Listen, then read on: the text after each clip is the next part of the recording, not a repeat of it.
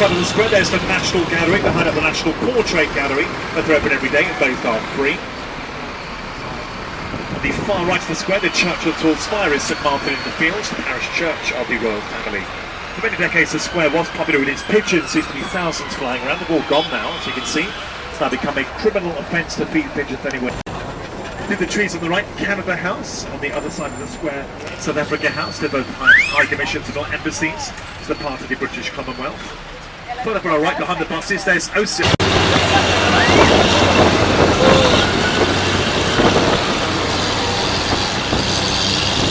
And in front of us, New Zealand's House, the High Commission for New Zealand. That building stands on the site of the Carlton Hotel. The hotel stood there. A man called Ho Chi Minh worked there as a chef, went on to found modern day Vietnam. The famous communist revolutionary leader, also not a bad pastry chef. I'll write the memorial to the Crimean War, statue on the corner. To our left, the lady with the left. To our left, another column, that's the Duke of York on the top there, third son of King George III. And we all know a song about him, don't we? Oh, the Randall, Duke of York, he had 10,000 men. He marched them up to the top of the hill, then he marched them down again. And when they were up, they were up. And when they were down, they were down. And when they were up, they were either up or down. One is who joining in. You can all join in if you want to. Makes me feel a bit less embarrassed. One or two others coming up if you're lucky. This is the RAC club on the left now. They've got their own Olympic size swimming pool in the basement where the Queen and Prince Charles both learn to swim. Over to our right, the Army and Navy club.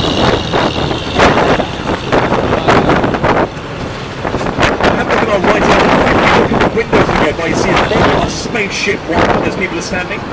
You book your space flight with them, starting in 2 years' time. The cost per person is only $200,000 US, about £130,000. This is St James Palace on the left, built by King Henry VIII. Queen Mary I died here, Elizabeth I spent the night here when the Spanish Armada tried to invade. King Charles I spent his last night before being executed. We can see there were four left with the red flag outside, Everston's, the great gun sellers. Next left-hand corner, a bit farther up, Davidoff cigars, they supplied cigars to Winston Churchill. Towards the top of the road on our right, the white building with the black lanterns, that's White's Club, the very oldest of all the gentlemen's clubs, the only one which has always allowed ladies inside, only if they were married to one of the members. One day a member discreetly asked if he could bring his mistress in, and he was told, "Of course, sir, as long as she is the wife of another member." We're turning left out onto Piccadilly. We're going to head down to Hyde Park Corner. Piccadilly's most famous for the Ritz Hotel on the left now. If you're blue, you know where to go to. Why don't you go where fashion sits? But not the Ritz. This is where Margaret Thatcher died almost 3 weeks ago. She was staying in her suite here. The Ritz is £42 per person. We have a room overlooking Green Park, £900 a night. The Ritz Hotel of this year celebrating 300 years of overcharging. We're travelling alongside Green Park now, the smallest of the royal parks, which means it's owned by the Queen. First one opened in 1971, originally an English restaurant. Coming to our left, the memorial to Bomber Command unveiled a year ago by the Queen, the King of Benefit, Prince Charles. It is statues of 7 bomber crew. And the money to build this was raised by the singer Robin Gibb with the Bee Gees, who sadly didn't survive to see it unveil. And in front of us, the memorial to Duke of Wellington's victories.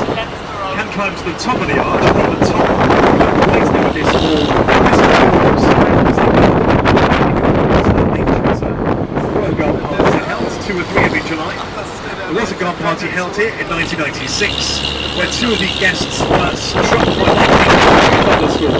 The Queen was shocked. That's like current though. The street limits rolled rightly into the area of Belgravia, just like Mayfair, all known by the Duke of Westminster.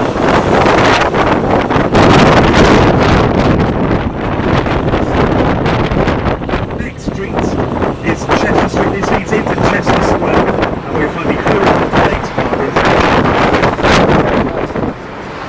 And in front of us now, there's the area of Victoria, named after Queen Victoria. Kings and Queens. In the middle of the abbey, very simple stone. All it says is, "Remember Winston Churchill." And his own wishes, he was buried at his childhood home in Oxfordshire.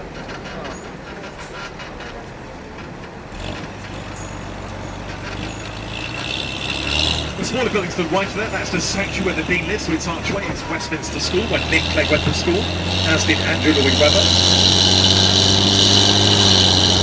smaller church returned to the Abbey, that's St Margaret, so Winston Churchill married his beloved Clementine. As well as being the great wartime leader, he's also a renowned wit. But he met his match and a couple of our female members of Parliament. One evening he was having dinner with a Bessie Braddock, had a glass of brandy too many, and she said, "Winston Churchill, you are drunk." And he replied, "Madam, that may be so, but in the morning I shall be sober, but you will still be ugly." Another occasion, a lady Astor jumped up during heated debate in the House of Commons, and she said, "Winston Churchill, if you were my husband, I'd put poison in your tea." And he replied, "Madam, if I were your husband, I'd drink it." So we're going to go right on the square now, and then along Millbank. She better slipway in about 5 minutes. Right near the Victoria Tower, the archway is a solid entrance. The Queen enters when she's opening Parliament, usually every November. This is a very important statue. This is Emmeline Pankhurst, leader of the suffragettes. They fought for the rights of women to vote at the turn of the 20th century, and many of them chained themselves to these railings in protest.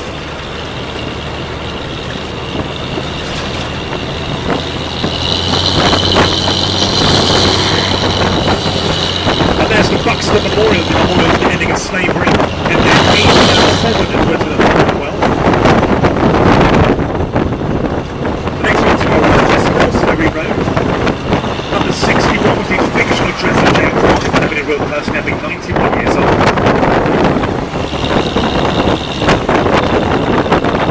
What the corner now is headquarters MI5, the Internal Security Service.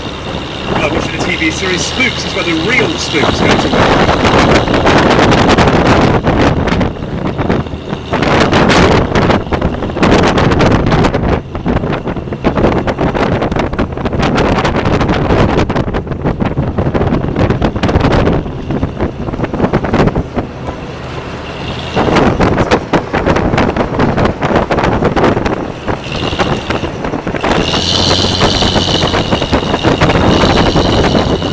To our right now is the Tate Britain, the original oldest part of the Tate Gallery, founded by the sugar millionaire Henry Tate.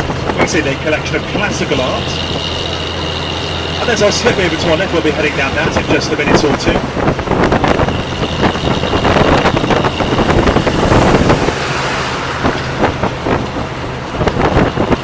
And the headquarters of MI6, the James Bond building. 85 Vauxhall Cross.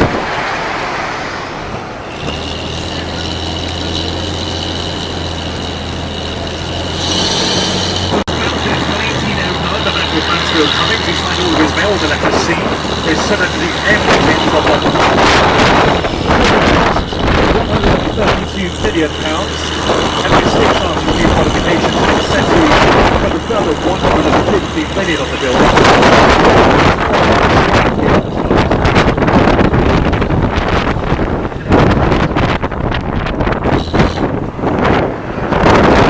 And if I must say, the Vauxhall Cross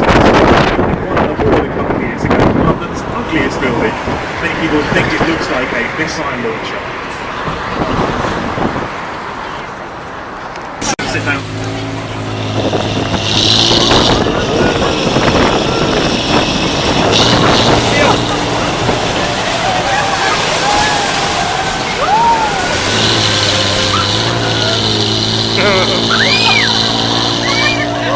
And look at that, we're now floating. So that's exactly the reason it's happening. Designed just 40 days, 1942. The main purpose were the Normandy landings. And during the D-Day landings, 90% of all equipment and supplies were brought ashore to use of the docks. 3 million tons worth of equipment. Both being used at D-Day, but also used for the crossing of the Rhine, the Danube, invasion of Sicily, Italy, and the Philippines, and later during the Korean War. The Ministry of Defence in this country still own a few ducts and still use them to this day. With 31 feet long, just over 8 feet wide, with a maximum speed of the river at 6.3 miles an hour and a range of 40 miles. On land our top speed is 45 miles an hour and a range of 220. Maximum payload of 5,000 pounds. That's about 25 soldiers in full. Lines should drink, London will sink. If the lines are docked, London is flooded. Back in 1928, London did flood, drowning 14 people in the basements of Parliament. Thames also flooded very badly Canvey Islands near Southend in 1953, drowning over 300 people, and that prompted the building of the flood barrier, but at Woolwich in 1981 system barrier has been opened and used over 100 times in an emergency. Rising sea level for a plan to build a second flood barrier at Gravesend.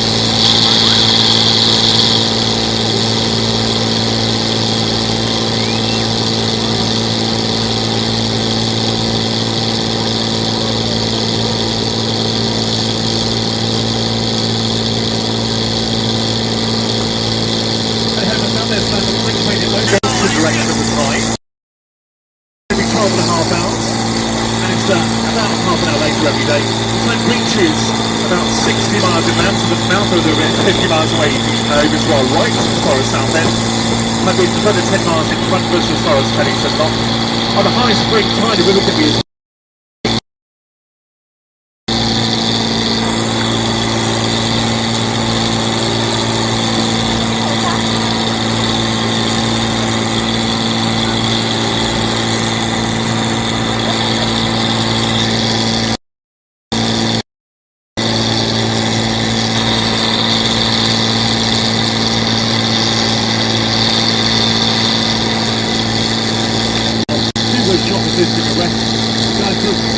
to this day, every 5th of November on bonfire night. These seem to be these days a bit of a shame that everyone actually overshadowed by Halloween. I think we should bring back Penny for the Guy, for goodness sake.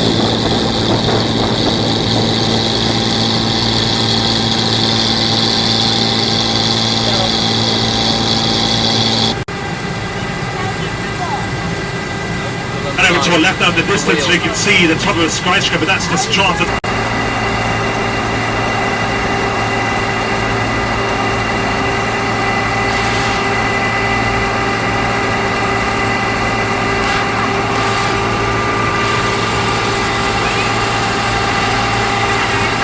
Over to our right now, just in the trees, there's the Temperance Mark area. That building stands on the site of a huge prison, which was built in the early 1800s, known as the Millbank Prison. It can hold up to 1,000 people at once before being put onto small boats, and then transferred onto larger ships for the long 6-month voyage to Australia.